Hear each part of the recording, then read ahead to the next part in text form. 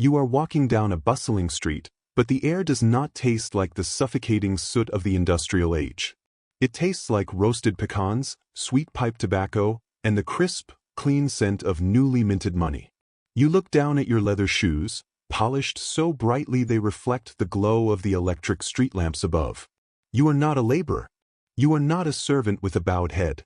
You are walking through the 35 blocks of Greenwood in 1921, a place that defies the very laws of gravity in America. To your left, a woman steps out of a chauffeur-driven Packard, her silk dress rustling against the warm May breeze. To your right, the Williams Dreamland Theater hums with the energy of 750 patrons waiting to watch a silent film, surrounded by velvet seating that rivals anything in New York.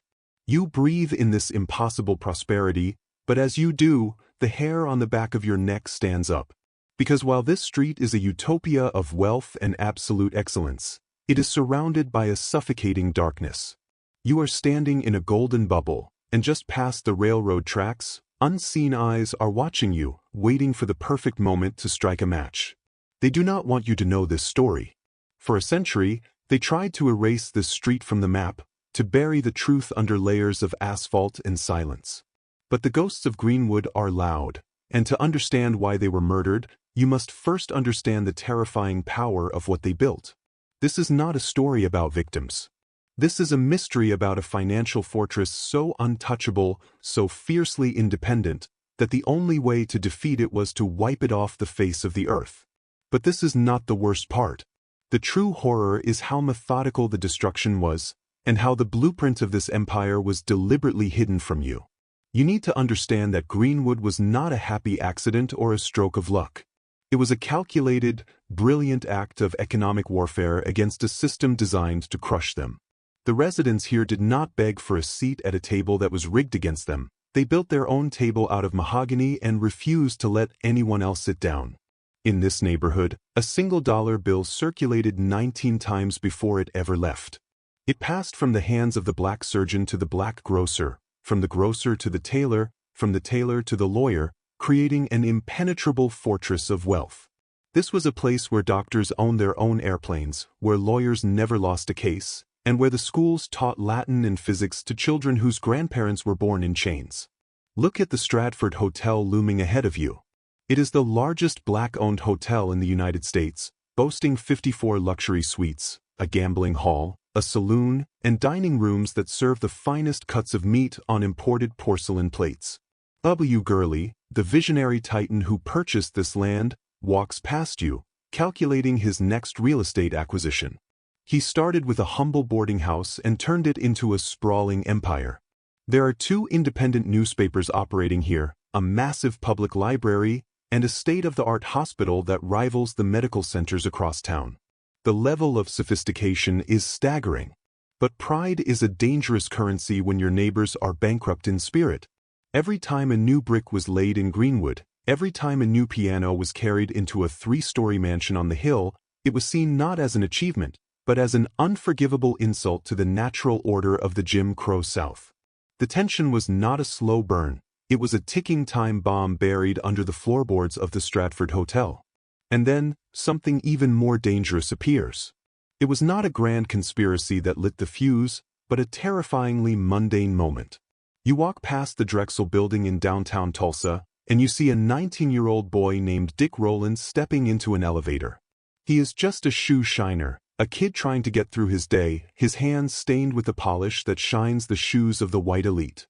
The elevator operator is a white girl named Sarah Page. The doors close.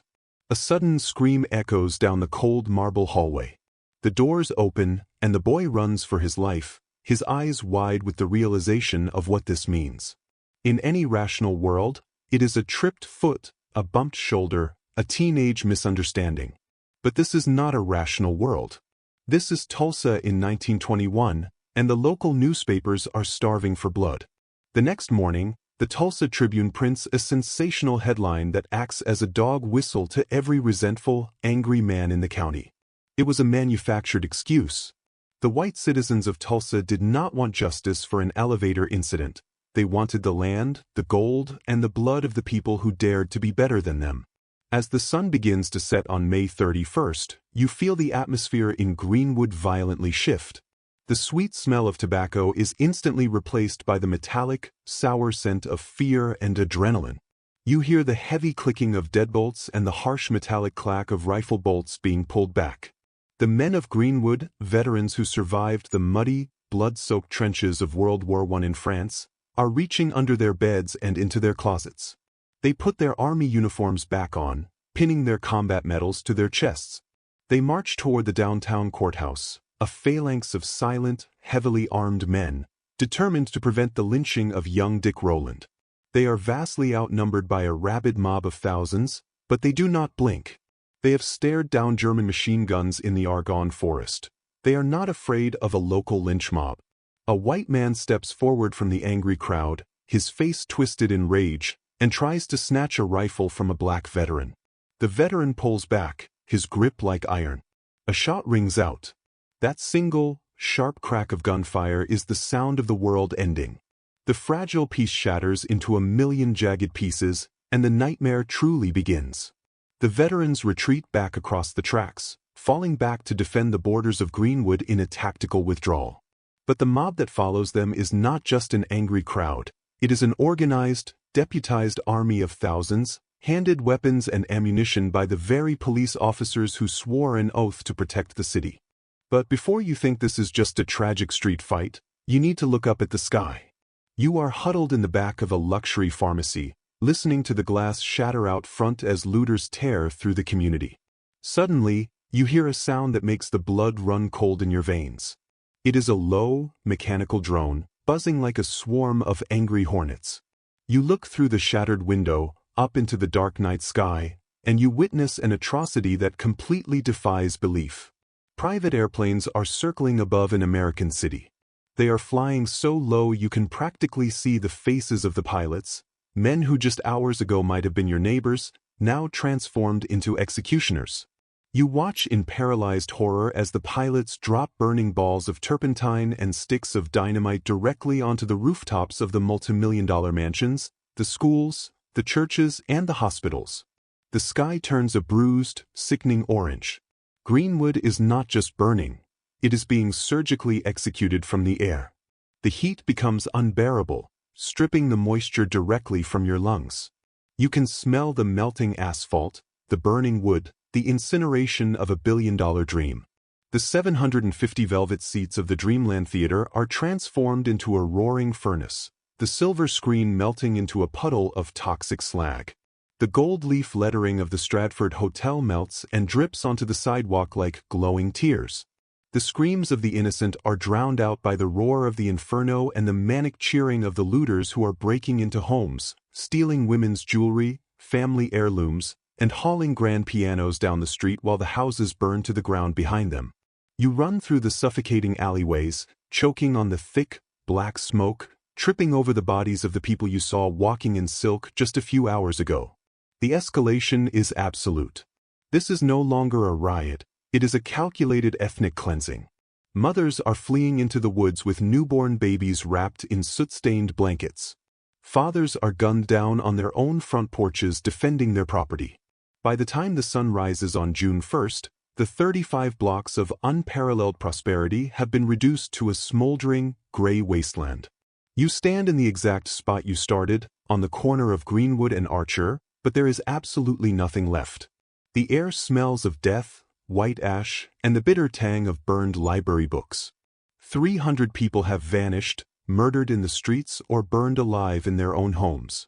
10,000 people, the brilliant architects of this lost city, are marched at gunpoint to internment camps at the convention hall and the baseball park, held like prisoners of war in their own country. They are forced to wear green identification tags just to walk the streets of their ruined city, stripped of their dignity, their wealth, and their freedom in a matter of hours. The silence that settles over the ruins is infinitely heavier than the smoke. The music has stopped entirely. The wealth is gone. But the true mystery, the psychological horror that lingers a century later, is what happened next. The city of Tulsa did not apologize. They did not rebuild. They erased it. The police chiefs, the politicians, the newspapers, the government officials, They all colluded to wipe the very memory of Black Wall Street from the history books. They buried the bodies in unmarked mass graves in the dead of night, hiding the evidence under layers of dirt, concrete, and denial. The insurance companies refused to pay a single penny to the survivors, classifying the massacre as a riot to exploit a legal loophole and ensure the total financial ruin of the victims.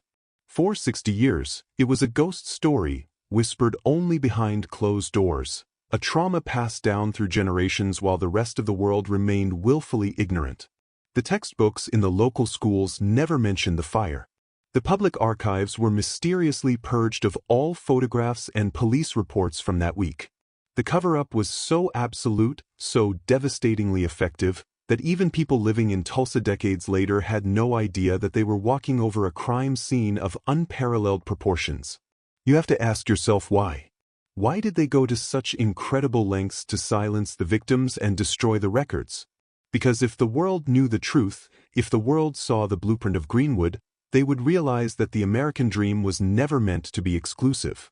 They would realize that true power comes from economic independence, unity, and absolute self-reliance, and that is the most dangerous weapon of all to a system built on subjugation.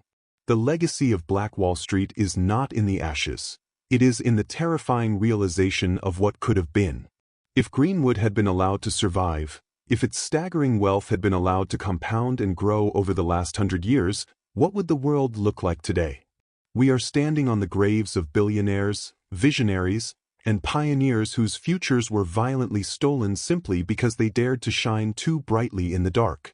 The buildings were destroyed, the fortunes were looted, and the people were scattered to the wind, but the idea of Greenwood, the audacious, unapologetic blueprint of self-reliance, survived the flames.